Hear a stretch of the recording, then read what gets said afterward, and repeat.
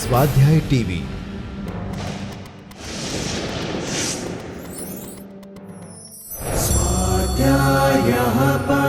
Doctor Babasaheb Ambedkar open university.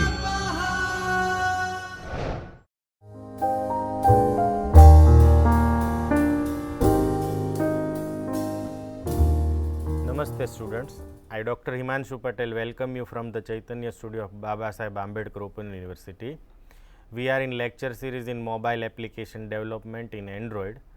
In last session we have learned how to use shared preference for storing application state, simple user information, configuration option and other such information. In today's session we will learn how to share data between application with content providers and we will explore built-in content providers. So, let us start. Application can access data within other application on the Android system through content provider interface and expose internal application data to other application by becoming a content provider. That means, it is a mechanism for sharing data between applications and your application can even become content provider, so that it can share its own data with other application. Android provides number of built-in content providers and your application can access content provider data from variety of sources. The package for Android content provider is android.provider. That means, all the providers are available in package android.provider. So, this is package where all our built-in content providers are stored. You can create your own content provider that can provide its data to other application through these content provider mechanism. Let us look at some of the built-in content providers. The first content provider is MediaStore.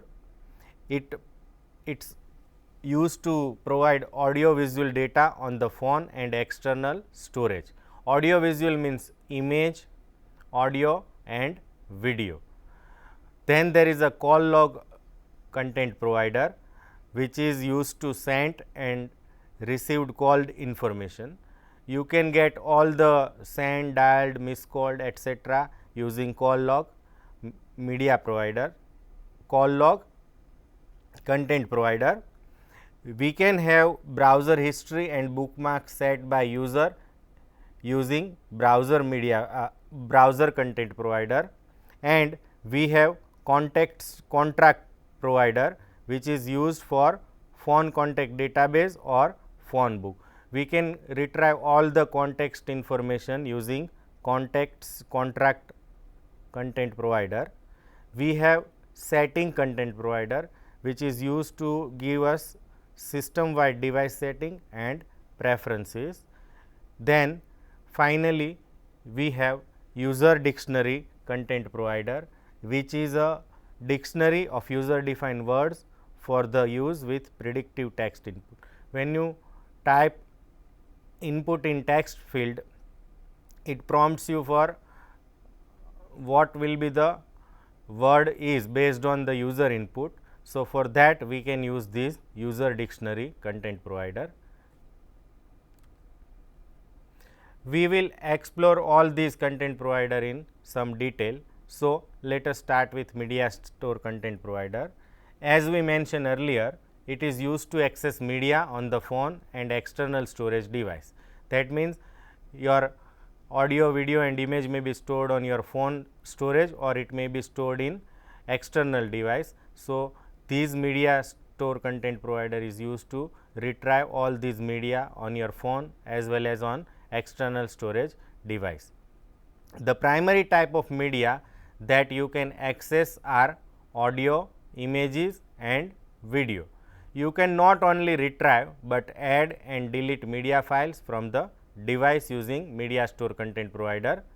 There are also handful of helper classes are available that defines the most common data columns that can be requested. Now, what are those helper classes are? We will see. The common MediaStore classes are shown on screen. The first is video.media class, and its purpose is to manage this video file on the device. Another class is images.media, which manages images files on the device. Then we have images.thumbnails class, which is used to retrieve thumbnails for the images. We have audio.media class, which manages audio file on the device. We have audio.albums, which manages audio files organized by the album. Then we have audio.artist, which manages audio files by the artist who created them, and we have audio.genres, which manages audio files belonging to particular genre or category. We have also audio.playlist class, which manages audio file that are part of particular playlist. The second content provider is call log content provider. It provides an access to the call on the handset. You can filter recently dialed, received and missed call also. The date and duration of each call is logged and tied back to the contact application for caller identification purpose. For example, you want to know how many times particular number is dialed, then you can't know using built-in call log feature, but you must have to use call log content provider in order to identify this kind of information. For example, particular number is called how many times we received call from particular number, etc. So, for that we need to use this call log content provider. Permission required to use call log content provider is android.permission.read contexts. That means you must include these permission in your manifest file in order to use call log content provider. You must use these permission or specify these permission within your manifest file. The next content provider is browser content provider. The browser content provider exposes the user's browser site history and their bookmark website. When you type your URL in browser, it is known as a search URL. When you bookmark particular URL, then it is known as a bookmarked URL. So, these kind of information, how many times particular site is visited by user, what are the favorite sites of user, that we can know using browser content provider. You can use the information provided by the browser content provider to generate statistic and to provide cross application functionality. So, based on user preference, you can provide cross application functionality. That means, what are the type of content user visit on website is used to specify user with more specific content for that user. Next is a context content provider. These provider used to retrieve all the context information stored on your phone. We have in Android a built-in contact application, and the contact data can be exposed to other Android application using this content provider interface.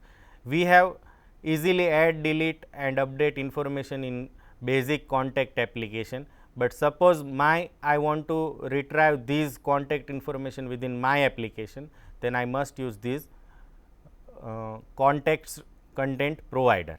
You can control the user contact data within your application for more robust user experience. Means you need not to go to contact built-in application for retrieving user information, but from within your application you can retrieve contact information. Last is a user dictionary content provider. It is used for predictive text input on text field and other user input mechanisms. Individual words stored in dictionary are weighted by frequency and organized by local. That means, how many times user types this word is also considered for prediction. So, it is weighted by frequency and organized by local. Local means local language and other information.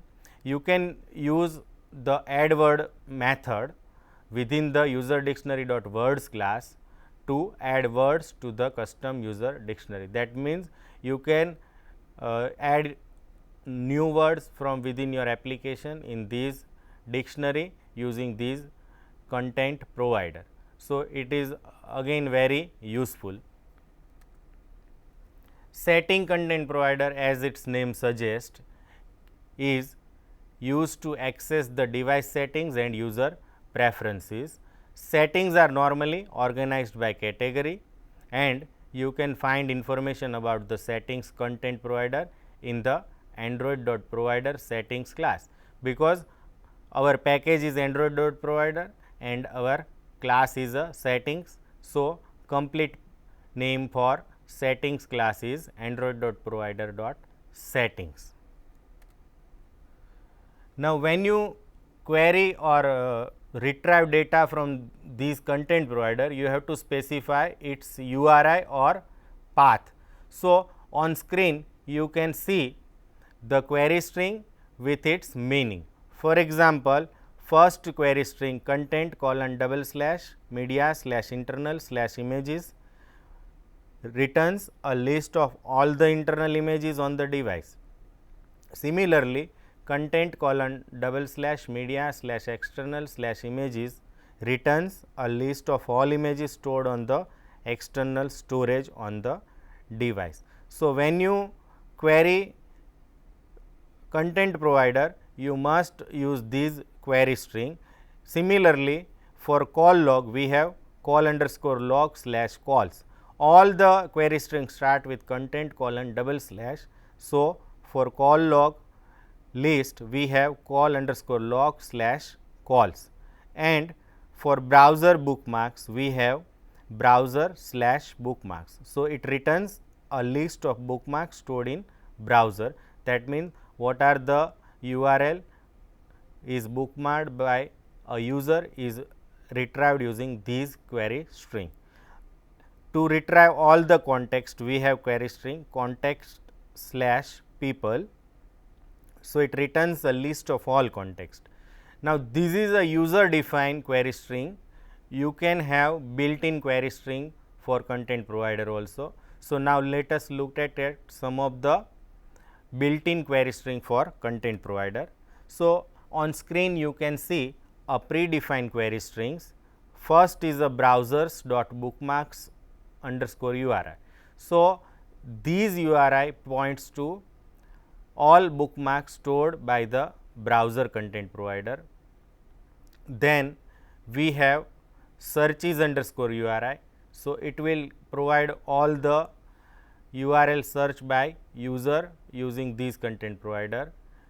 We have mediastore.images.media.internal _ content URI. So, you can predict this is a points to all images stored in internal storage devices. Likewise, external _ content URI of mediastore.images.media class represent all the images stored in external storage device. Likewise, to retrieve all settings, we have settings.content _ URI query string. Then in last, which is similar to context / people, is contract.context.content _ URI. So, it will also points to all the contact in our contact application. So, these are the predefined query strings that you can use. Now, we have discussed all the built in content provider, but you can create your own content provider, or your application can become content provider. So, how to create your own content provider in Android, we will understand. All you need to do is extend the abstract class content provider and override the various methods defined within it. I can write down my content provider extends content provider.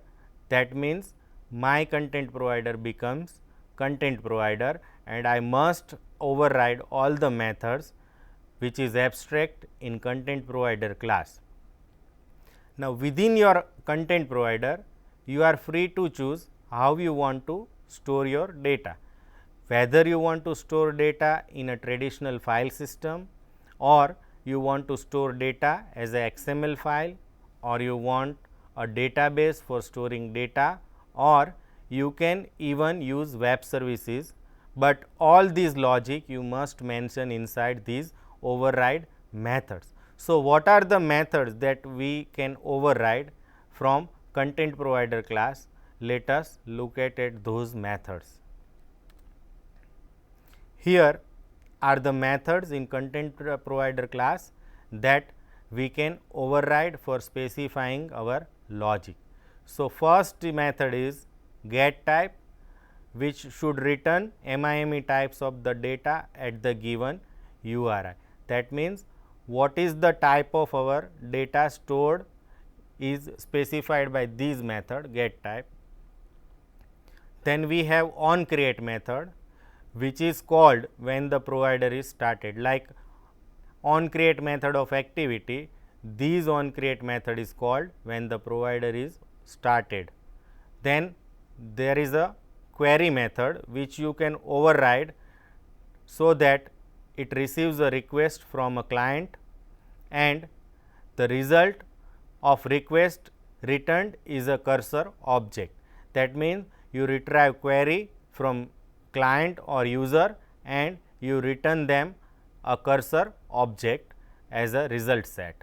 Then we have insert method, so that user can insert a new record into the content provider. We must override delete method to delete an existing record from the content provider. Now, remember, you have to manipulate or explain how to insert, delete and update your data. So, accordingly you have to override these method insert, delete and update, so that you can store data into database or XML or as a web service inside these insert, delete and update. So, update method updates an existing record from the content provider. So, these are the various methods that you can override to become your application as a content provider. Now, today we write down one program which read phone book context using content provider and display it in a list. We have inbuilt contact application available, where you can insert your context and whatever context added by user, we will retrieve it in a list using content provider. So, we write down this program. The second program is exercise for you. You have to study content provider class and create your own content provider to share employee information with other application. You must write down one class which extends content provider, and then you have to override all the method that we have discussed, and you have to decide whether you want to store your data in a database that we have already learned, or you want to store them as a XML or whatever other method like file system or web services you want. So, this second program you must write down by own, and first method we will learn today. So, let us start. Here on screen you can see the output of our application. It shows all the content that are available in your contact application or added in your contact application. We have right now 4 records available. Here you can see first 1, 2, 3, 4 represents ID of contact and second represent the name of contact. You can add your contact or remove your contact from inbuilt contact application and list them inside these list using your preferences. So, how to do this? We look in code. So, here you can see I have created one activity which is a list contact activity, and it displays all the context available in list. So, let us understand these code. So, here we define one list view. Now, remember our class list context activity extends list activity and not a normal activity. So, this is a list activity and displays list of context. So, here I define a list view and we have cursor which is returned by our content provider using query method. So, we will store result of context inside this cursor C. Here set content view method is missing because we are using list activity. So, we have not used set content view method. So, as we discussed in presentation, these contract.contexts.content_URI represents list of context available. So, in all context URI, we have URI points to all the context available in content application, and here we use manage query method to retrieve all context. Now, remember manage query like query method of database takes certain arguments. The first argument here all context is a URI that points to our contexts. The second is the projection or which column you want to retrieve. Suppose I want to retrieve all the columns, then this argument is null.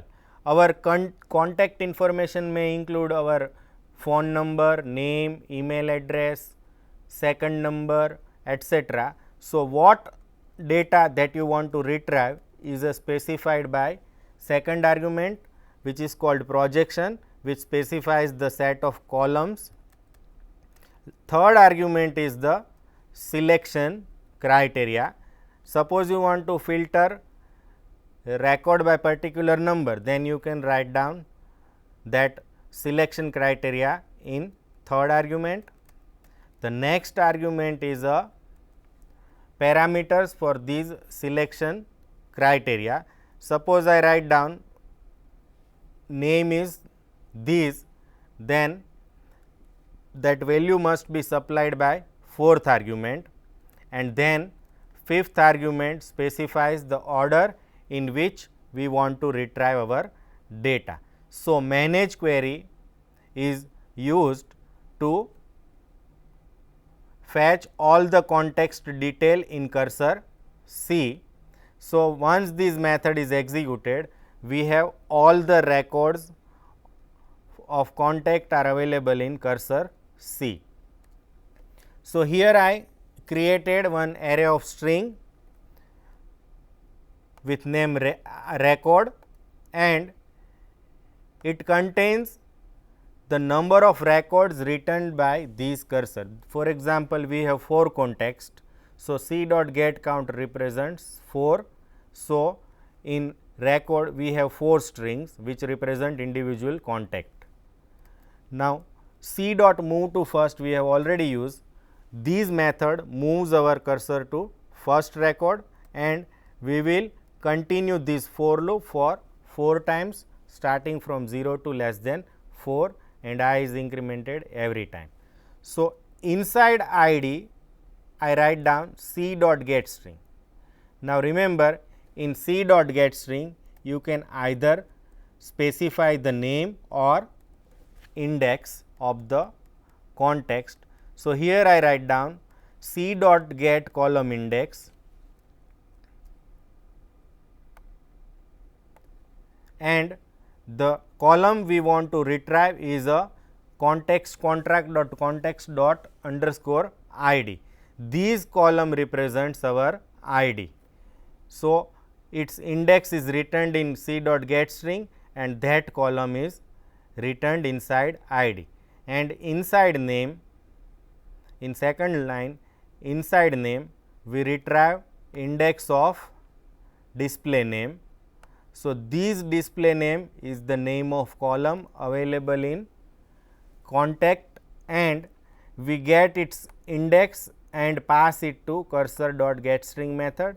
So, we will have name of contact inside name, and inside record I merge these two by comma separated value. So, first value is id plus comma and then name, and next we write down c dot move to next record. So, once this for loop is completed, we have all the records available in this array and it is a id plus comma plus name of contact, and once we fetch all the data from cursor in record array, we close this cursor and then we get default list provided by list activity using get list view method inside LV, and then we set background for our list is a black, that you can see in this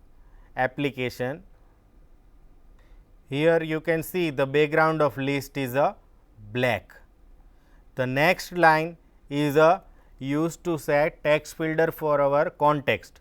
For example, if I press H here, my context are filtered for context which contains only H. If I press V, then my result is filtered for V, and we can have more specific results by typing more characters. So, this text filter is enabled using this method set text filter enabled true, and finally, we set this list adapter method to set whatever record fetch inside REC in a list. So, here I write down set list adapter and then create instance of new array adapter, and inside array adapter we have 3 arguments. First is a context, second is the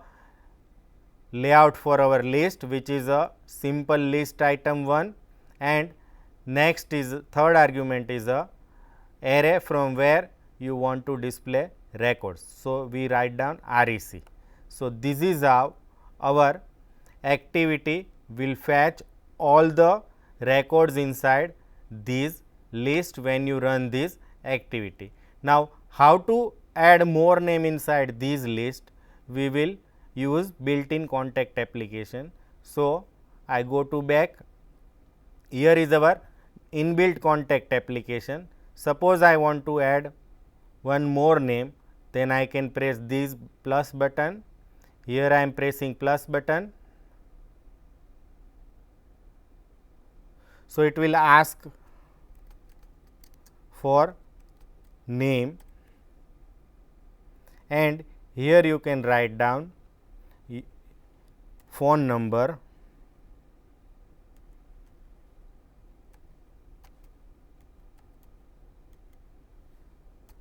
so you can press enter to add new record. Now, we have 5 records available that you can see here. So, suppose we rerun this contact application created by us, you will see new record is added and shown in list. Here we just display the record that we have fetched, but you can manipulate these record according to your requirement. So, today we have learned what content providers are and how to use some of the built-in content providers in Android, and in addition to the built-in content providers, you can also create your own custom content provider to share data with other packages. I hope you enjoy this session. Thank you and happy learning. स्वाध्यायः परमं तपः।